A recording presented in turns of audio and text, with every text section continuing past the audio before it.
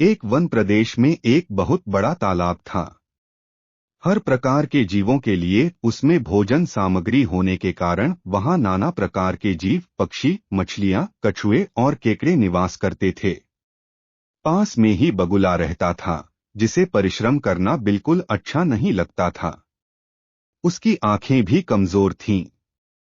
मछलियां पकड़ने के लिए तो मेहनत करनी पड़ती हैं, जो उसे खलती थी।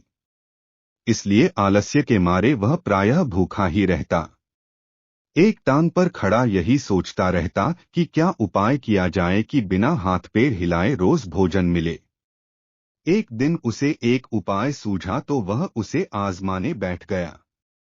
बगुला तालाब के किनारे खड़ा हो गया और लगा आंखों से आंसू बहाने। एक केकड़े ने उसे आंसू बहाते देखा तो वह उसके निकट आया और पूछने लगा, मामा, क्या बात है, भोजन के लिए मछलियों का शिकार करने की बजाय खड़े आंसू बहा रहे हो? बगुले ने जोर की हिचकी ली और भर्राए गले से बोला, बेटे, बहुत कर लिया मछलियों का शिकार। अब मैं यह पाप कार्य और नहीं करूंगा। मेरी आत्मा जाग उठी है, इसलिए मैं निकट आई मछलियों को भी नहीं पकड़ रहा हूं। तुम तो देख ही रहे हो। केकड़ा बोला, मामा, शिकार नहीं करोगे, कुछ खाओगे नहीं तो मर नहीं जाओगे। बगुले ने एक और हिचकी ली, ऐसे जीवन का नष्ट होना ही अच्छा है बेटे, वैसे भी हम सबको जल्दी मरना ही है। मुझे ज्ञात हुआ है कि शीघ्र ही यहाँ 12 वर्ष लंबा सूखा पड़ेगा। बगुले ने केकड़े को बताया कि यह बात उसे एक त्रिकालदर्शी महात्मा ने बताई है, जिसकी भविष्यवाणी कभी गलत नहीं होती। केकड़े ने जाकर सबको बताया कि कैसे बगुले ने बलिदान व भक्ति का मार्ग अपना लिया है और सूखा पड़ने वाला है। उस तालाब के सारे जीव, मछलियां, कछुए, केकड़े, बत्तख व सारस आदि दौड़े दौड़े बगुले के पास आए और बोले, भगत मामा, अब तुम ही हमें कोई बचाव का रास्ता बताओ। अपनी अक्ल लड़ाओ, तुम तो महाज्ञानी बन ही गए हो। बगुले ने कुछ सोचकर बताया कि वहां से कुछ कोस दूर एक जलाशय है, जिसमें पहाड़ी झरना बहकर गिरता है। वह कभी नहीं सूखता। यदि जलाशय के सब जीव वहां चले जाएं, तो बचाव हो सकता है। अब समस्या यह थी कि वहां तक जाया कैसे जाएं। बगुले भगत ने यह समस्या भी सुलझा दी, मैं तुम्हें एक एक करके अपनी पीठ पर बिठाकर वहां तक पहुंचाऊंगा, क्योंकि अब मेरा सारा शेष जीवन दूसरों की सेवा करने में ही तो गुजरेगा। सभी जीवों ने गदगद होकर बगुला भगत जी की जय के नारे लगाए। अब बगुला भगत के पौबारा हो गई। वह रोज एक जीव को अपनी पीठ पर बिठाकर ले जाता और कुछ दूर ले जाकर एक चट्टान के पास जाकर उसे उस पर पटककर मार डालता और खा जाता।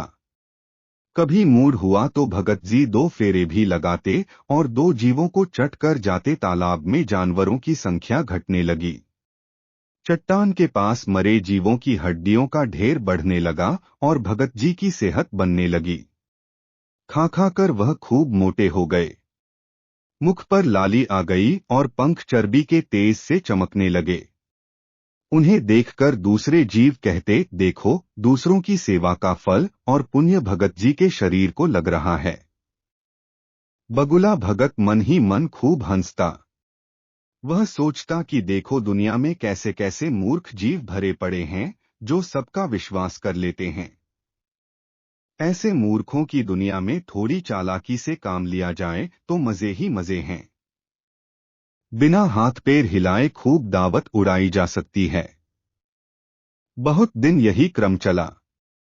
एक दिन केकड़े ने बगुले से कहा, मामा, तुमने इतने सारे जानवर यहां से वहां पहुंचा दिए, लेकिन मेरी बारी अभी तक नहीं आई। भगत जी बोले, बेटा, आज तेरा ही नंबर लगाते हैं, आजा मेरी पीठ पर बैठ जा। केकड़ा खुश होकर बगुले की पीठ पर बैठ गया।